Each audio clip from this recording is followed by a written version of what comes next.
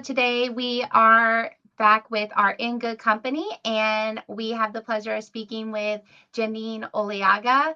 Um, Janene, so I'm going to kind of turn it over to you so you can introduce yourself and kind of share a little bit about who you are. Thanks for having me, Kaitlyn. I am a fertility attorney and reproductive rights advocate. I work with intended parents, surrogates, egg donors, sperm donors, embryo donors, and any intended parents who are becoming parents through third-party reproduction. Awesome. Well, thank you so much for being here. And then just kind of a quick question. What kind of makes your space a little bit different than other law firms? My firm is different in that I am pretty equally split between my private practice, serving my clients, and also spending as much time as possible doing legislative advocacy and patient advocacy. I am on the board of a number of nonprofits, All Paths, the BIVF Foundation, to name two, also the New England Fertility Society. And part of my work with these nonprofits is to both track, advocate, oppose occasionally legislation for that is related to family building and access to reproductive care. Awesome. So you're not busy at all then. Yeah, no, I have a lot of spare time.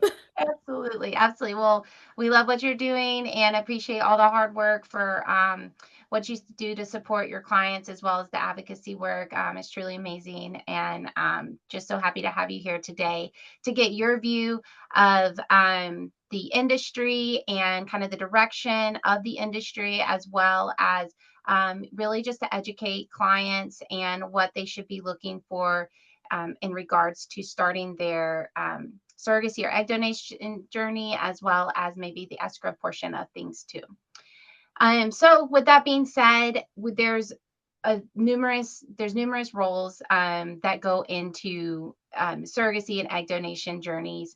And from the legal perspective, what would you want intended parents, surrogates, egg donors to know, prior to really starting this process? What advice would you give them?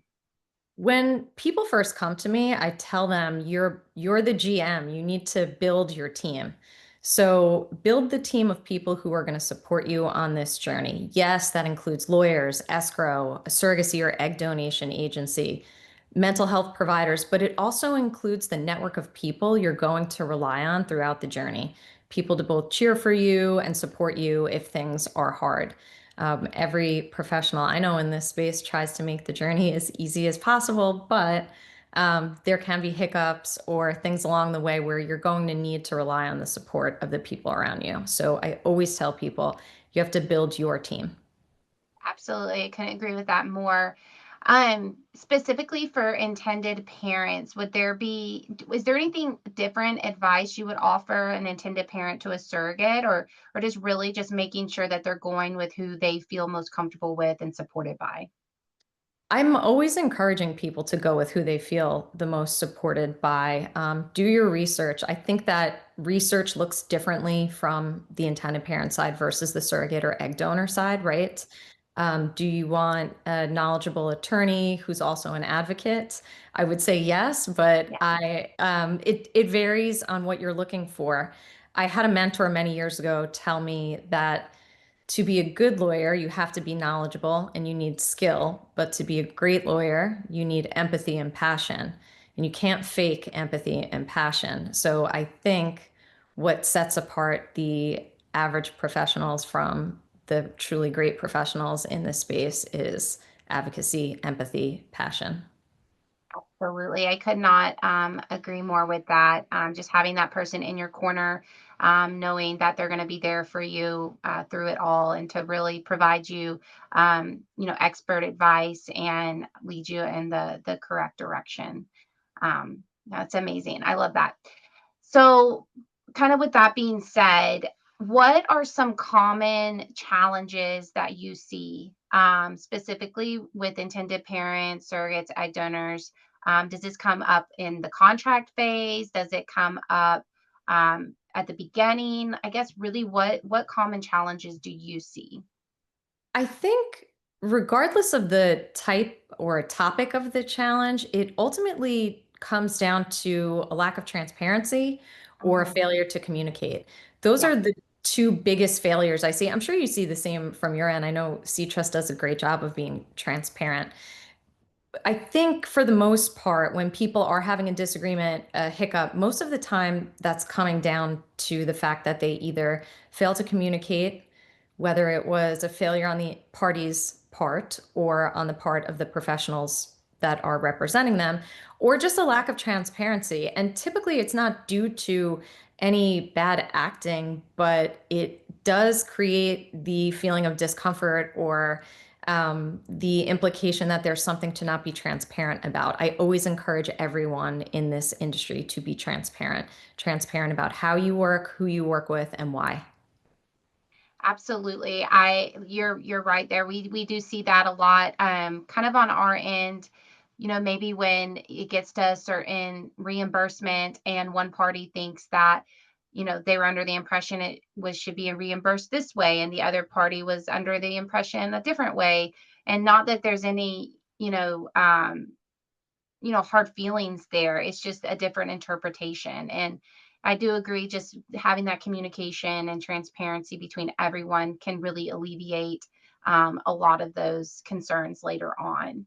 Totally. And sometimes people assume the worst about who Mhm. is, whether it's someone asking for a reimbursement that they don't get or someone saying they don't get a reimbursement that they do, when in reality, it is nothing to do with someone trying to cut a corner or not pay something that's owed or try to get something extra. It's just a miscommunication. So being transparent and keeping open communication is so important. And SeedTrust is doing a great job at that. Awesome. Well, thank you so much. We are thankful for our attorney partners that we get to work with as well. Because if there is any questions at all, you guys are so amazing at, really, really helping to clarify or to just jump in for any assistance. So we are And so we grateful. Sorry, we love when you let us know this isn't drafted great because lawyers are using different parts of their brain to draft something, and Yeah. sometimes it really is poor drafting. So whenever I hear from someone at SeaTrust like, "What does this mean?" and I read it back, and I'm like, "You know what? That was a failure on our part to create something that was clear to understand from the escrow accounts part." So we appreciate that. At least I appreciate that. So. Thank you so much. And same on our end. If we're always looking for feedback and anything we can do differently. So same when people bring feedback to us, we are always welcoming that as well. that's that's funny. um so I guess what I know you mentioned just, really transparency and communication between all parties. Is there any type of, strategies that you recommend with that, or at a certain stage of the process to where you really feel like these conversations should be held? I guess during the outset and during contracting, it's most important. That contract is really your roadmap for your whole journey, right? Whether it's egg donation or surrogacy. So being transparent from the very start about who you're working with, again, why you're working with them, and what your expectations are can really avoid some issues down the road. So I think my advice to everyone would be early and often communication, transparency from the outset. Absolutely. Are there any common themes that you see where maybe intended parents or surrogates are coming to the contract phase where they, I guess it's a surprise to them of like how they feel maybe about common topics, um, or their way, certain reimbursements that they are kind of surprised about when they get to you? I think most commonly by the time we're getting to contracting, when we're talking about lost wages, other reimbursements that vary greatly depending on who the surrogate or the egg donor is, right? Those typically bring up the most, I wouldn't even say friction. I would say like difference of opinion or difference of understanding. So a lot of times if you're working with a surrogate, even if it's altruistic, lost wages can be a non-insignificant amount of money, right? Yeah. So and you want someone to receive their full amount of lost wages, but That can also vary on exactly what the intended parents are able or willing to pay for, right? Yeah. Especially if the surrogate's on bed rest. So drafting provisions around lost wages, I think, is probably one of the toughest things that we encounter as lawyers when we're working on surrogacy and egg donation contracts. And I think it's something that maybe we could do a better job of as an industry, educating intended parents, surrogates, egg donors about when and how much lost wages can be. I absolutely agree with that. I would say if someone asked me, this a same question of, what causes the most common friction in escrow or anything like that, it's always usually lost wages. And it really comes down to just the educational piece of it that people don't understand maybe the difference of a net to a gross or taxes or maybe the full extent of maybe the surrogate's job, like that she gets per diem or extra if she's a common is like nurses, teachers, those type of professions seem to cause some hiccups sometimes. So Yes, totally. And if someone gets a raise during their journey, the intended parents are obviously happy, but they're also concerned about, wow, what does that mean for finances for us? So right. that it's so hard to, and I don't know that there's any clear consensus among industry professionals about what is fair or standard. I don't know that that exists when it comes to lost wages. Right. I agree. I think because a lot of times it's so situational. I would say most of the time it is. I mean, typically not one, surrogate's going to have the same profession as the next and the same exact wages and how her pay is calculated. So I do agree that it is hard to put an industry standard on, hey, this is the way lost wages should be done, just because it is such a variable type expense. Um, but as in the intended parent's point of view, yeah, I mean, they have to prepare for what's could be the maximum amount that she could be owed in this. So yeah, it is a tricky area. But I agree with you. I think starting with educating clients on lost wages and that they really understand how they're going to be calculated or when the surrogate would receive the lost wages is a big portion of it too.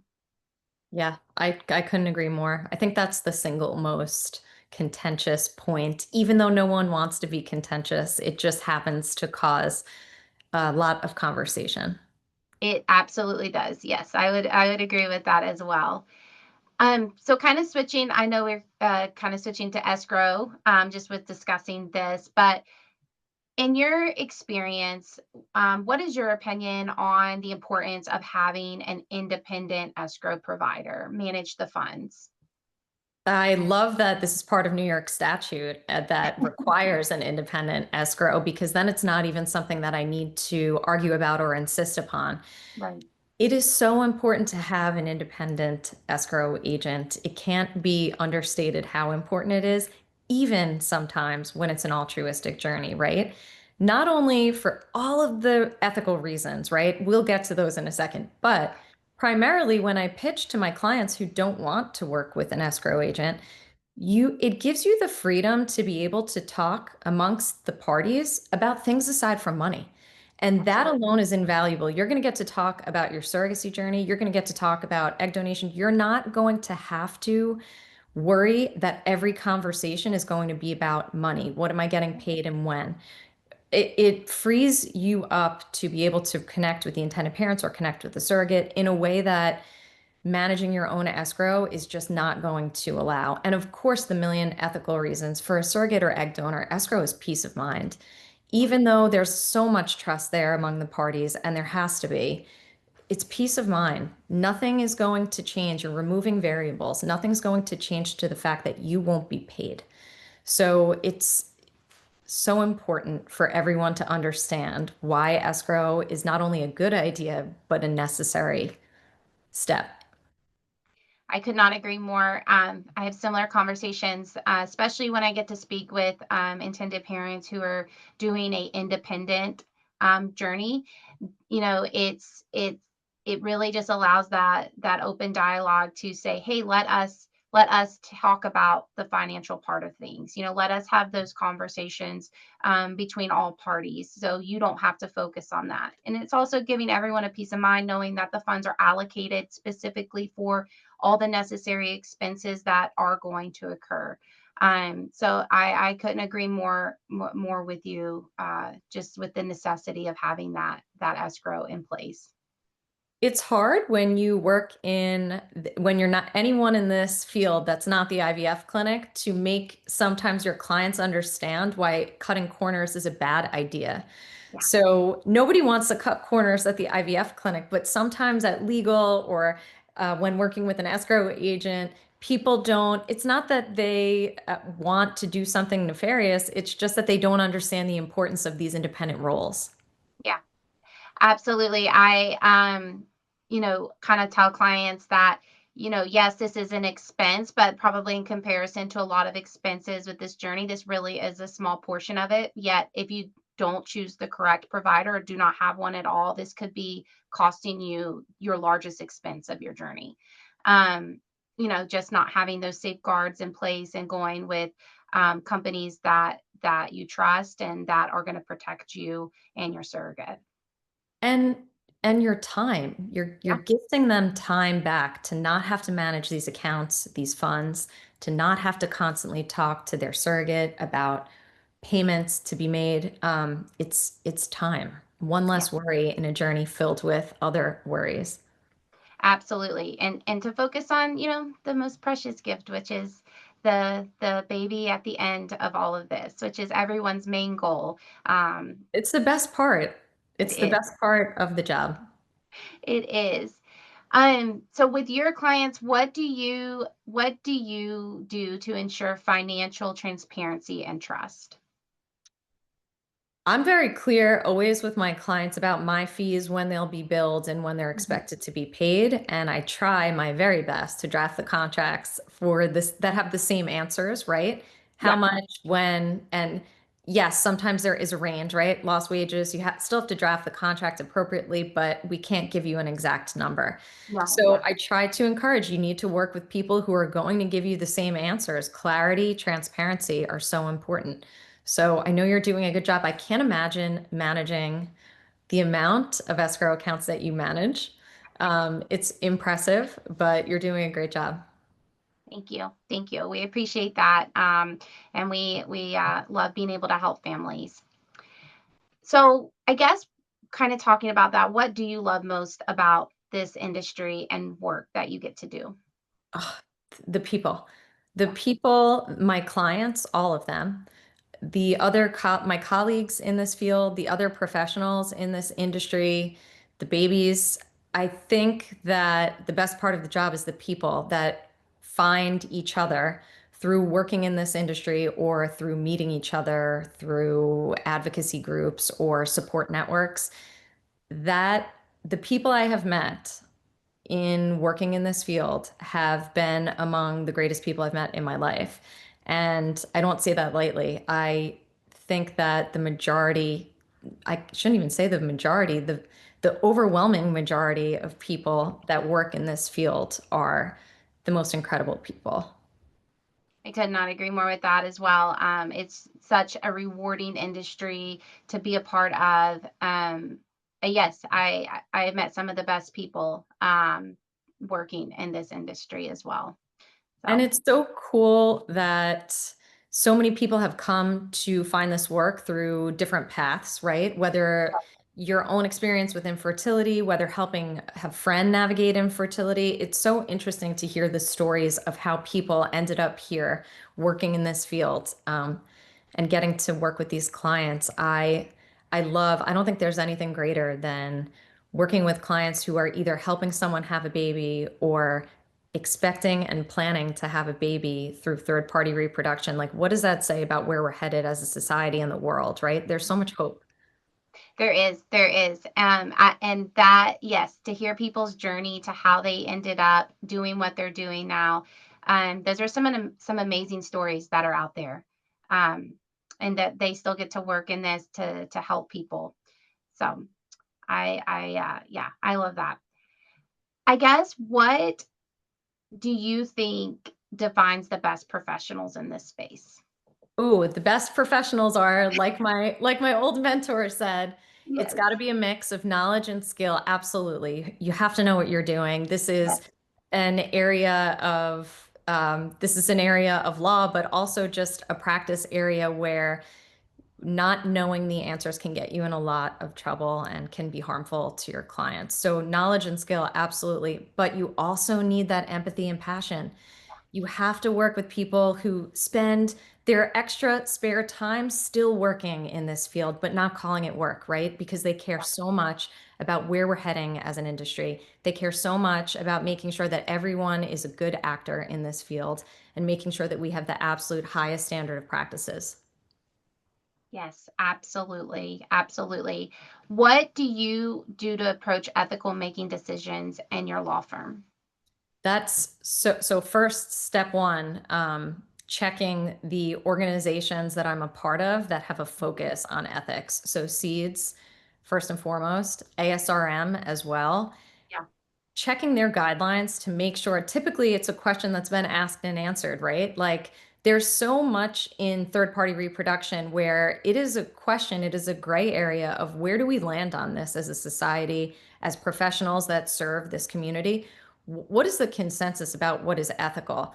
Quad A is another organization that puts out ethical guidelines among the highest it's an attorney organization, but the goal is to not be the floor of ethics. It's to be the highest level of ethics in this field. And so whenever I have an ethical question, those are the places I look. Quad A, Seeds, ASRM. If that doesn't bring me an answer, or if that leads me to more questions, it's a gut check and relying on the Yeah. colleagues that I'm close with where I can say, hey, I have this interesting case and this interesting scenario, and there really is no guidance, there really is no precedent. So what would you do? And taking input from trusted colleagues who have been practicing in this field long before I started. Yeah. And having using your resources in those colleagues, that's yeah, just absolutely. That's why it's so important. We're a self-regulated industry, Yeah. right? We're in charge of each other and ourselves and what behavior and what practices we'll tolerate and will allow. So it's up to us to make sure that not only are we doing the ethical thing, but that our colleagues and everyone working in this industry is also doing the same. Absolutely. And there, just in the recent years, there've just been so many, yeah, I would say so many, but there's been a few bad actors out there and has really caused the attention of this field, just to bring more attention to it and not always in a best way. So to be able to have organizations that are putting these standards in place, um, whether it's like you said, ASRM or Seeds or Quad A, just to make sure that there is some type of standards professionals can follow to ensure that everyone's being protected when they are entering into some of the most crucial moments and points of their lives. I mean, this is already such an emotional process, and for these individuals to either be taken maybe advantage of by bad actors in this space, it's truly disheartening. And I do think us as an industry, we have the duty to make sure that we eliminate those type of Well said. situations. It is our responsibility as professionals in this space to make sure. Yeah. Exactly. Well said. It's so disheartening when you see these things on the news, right? Because for those bad stories, and yes, they deserve to be exposed for being Yeah. bad stories, but there's 1,000 There great are. stories that's not getting coverage. So it kills me when these bad Yes. stories come out. I mean, anytime you're working with a vulnerable population, like people navigating third-party family building, you're going to find the most genuine, good-hearted people that are serving and advocating and protecting them, right? But you're also going to find a few bad apples that are there to exploit their vulnerabilities. So, like you said, it is absolutely our job to make sure that we are having the highest standards of practice and being very ethical. Absolutely. Absolutely. What's one piece of advice that you would like to offer someone starting all of this? I already told everybody to build their team, but Yeah. I think I should say it again. Build your team. Make sure you do your research. choose the people that you want to work with, know why you want to work with them, have a support network.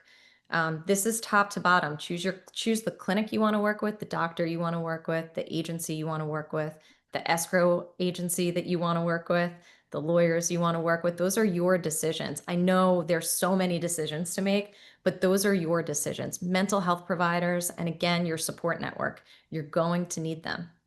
Yeah, absolutely. And if anyone wants to get in touch with you, how do they contact you? I am at ivfesq.com.